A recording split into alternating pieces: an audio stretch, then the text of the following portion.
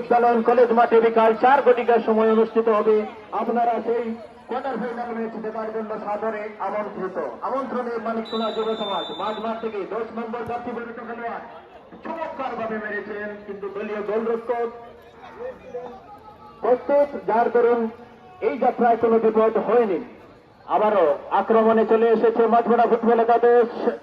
চলে যায় গোলরক্ষক সৈয়দের নিয়ন্ত্রণে।